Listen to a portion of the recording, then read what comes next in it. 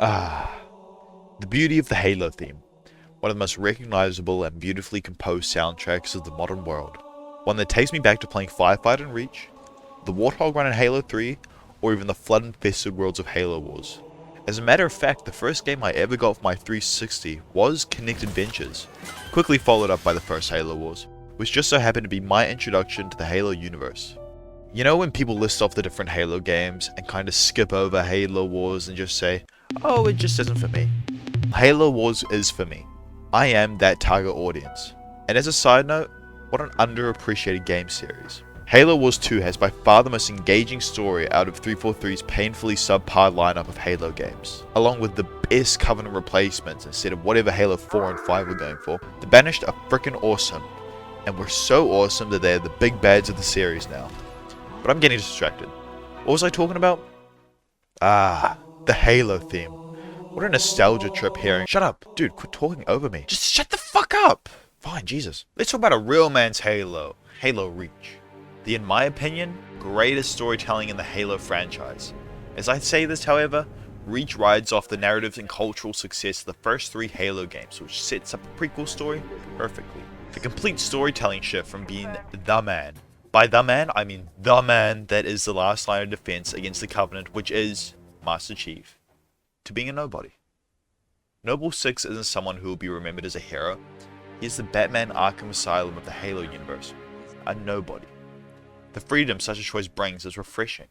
Instead of an OP main character like the Master Chief, to being someone that isn't tied down by the restraints of being the protagonist of the series. The general feel and atmosphere of Reach is suffocating. Acts that would turn the tides of war, sacrifices that would in theory save millions, mean nothing. Kat's death, quick and shallow. No heroic last stand, just a lapse in judgment that cost her life. George dies to destroy a Covenant capital ship, only for hundreds more to come and replace it. Carter actually, very thematically, goes down with the ship like any good captain. And Emil's death is fucking badass. But the greatest part of Reach wasn't actually the campaign for me. While being iconic and downright emotional, my favorite parts of Reach were Firefight and Forge.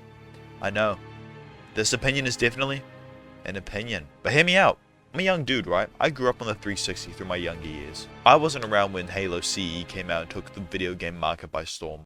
Back when I played the 360, one of my favorite things to do was play Minecraft with my friends on 4-player split screen. Yeah, check that out, bet you haven't thought about that for a while. So naturally, I love the split screen aspect of Halo. And the pinnacle of split screen, of course, is Firefight. Whenever I'd have a friend come over, my hecking mum would make us play outside for at least an hour before we were allowed to play on the Xbox.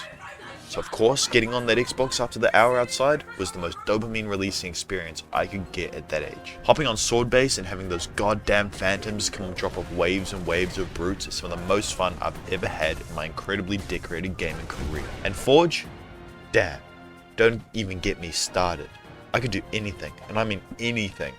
Some of my fondest memories of Reach is playing with my friends after we were supposed to be asleep at a sleepover, trying to not wake up my mum while we each fought each other in Falcons playing Forge on the map Forge. Very meta naming choice, Bungie. Forge was incredible, but I never really had Xbox Live, so I only managed to play Forge split screen with my friend. The only custom game I ever really played online was Warthog Races. This was mainly because I was too trash to fight real people. But Reach is a point in my life, one of my younger years where the world was much smaller and easier. Reach's memories that I trigger, from tear-jerking storytelling to helping me make my first friends in school. And hours of fun, not just on my own, but with someone. It's nowhere near as common in this new age of gaming to be able to both enjoy a game together in person. Being able to look across the couch and spit the most disgusting combination of the English lexicon at your friend. Poetic. That is Halo. Halo is me and my friend Oliver playing Firefight till we can't see straight. So when I heard Halo Infinite didn't have split screen or co-op, safe to say I freaked the fuck out. Halo Infinite is a reasonably fun game. I'm not going to pretend it isn't. The base game is the most solid, and while I may not be a fan of sprinting in Halo because of how it makes the game's movement way less interesting and fucks with map design, the game is good.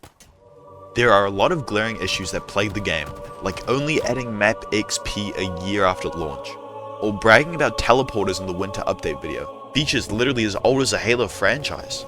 And what's worse is that the game mode pool is still so small. Even the maps, they have added 2 maps since the game's release. Halo Infinite doesn't even have Infection. Like, are you serious?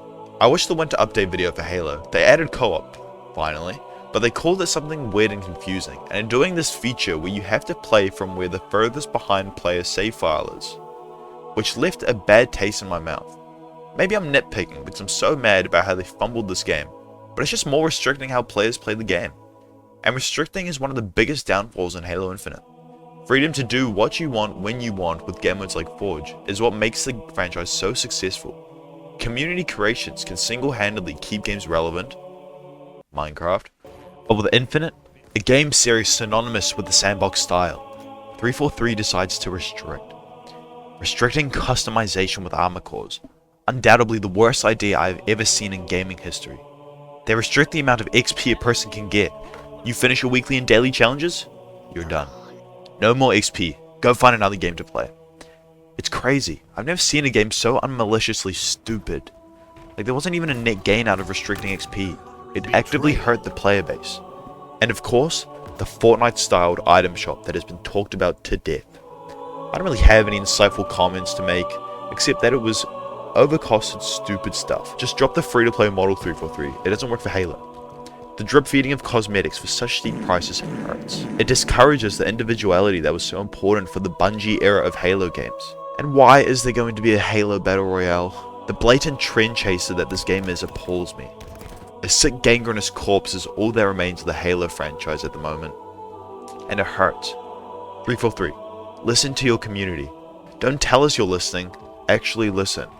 Look what players want, instead of appealing to a non-existent player base. The fans want Halo, not Call of Duty, not Fortnite, Halo.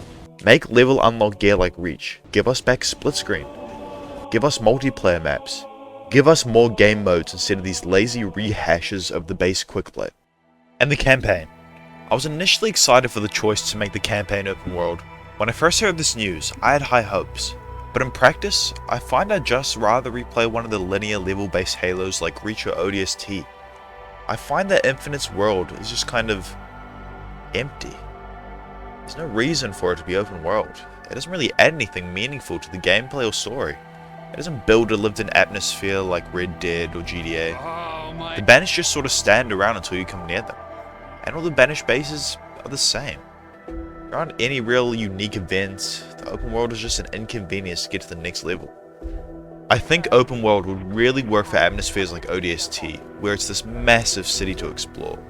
Or Reach to an extent, where these places are lived-in worlds, where there are cities and people to meet. In Infinite, you're alone. And the biggest atrocity of all, why haven't 343 had the flood appear in any of the latest Halo games? God, the more I think about Infinite, the more pissed I get with Microsoft and 343. You know, when I started making this video, the original intention for it was to be about why we shouldn't give up on Infinite. Why we should stick with the game because of Forge and even Co-op been added. And just what Halo represents and means to so many people. But the more research I do, and the more I play the game, the more I realize this isn't Halo. This is a sick imitation of the Halo setting. The Halo fanbase is by far one of the most committed and loving fanbases there is. And at the moment, the fanbase is defeated, spiteful and mistreated. The amount of support Infinite got leading up to the release, even though the last 2 mainstream Halo games were dog shit excuses that actively hurt Master Chief and Halo as a whole, was astounding. Also, as a side note, this fight scene is one of the most bullshit pieces of media that really solidified my hate for 343. Master Chief should have fucked this dude like the pocket pussy he is. It has been a decade since the last good FPS Halo.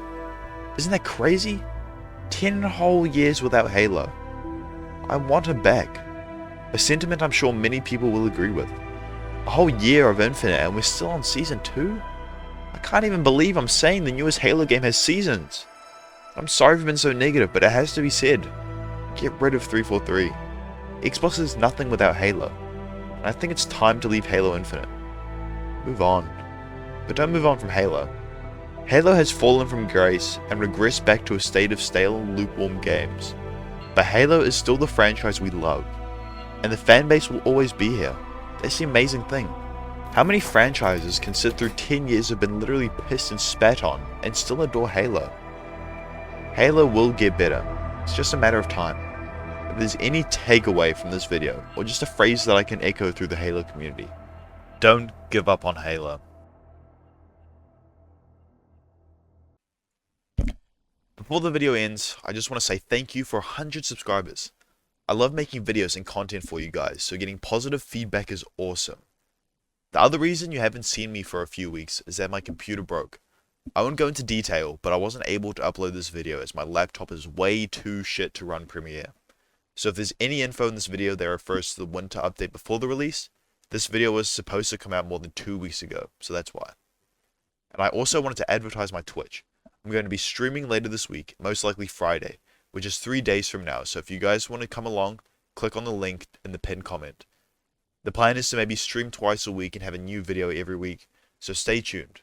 But seriously guys, thank you for 100 subscribers. The 8-year-old inside me is so goddamn happy.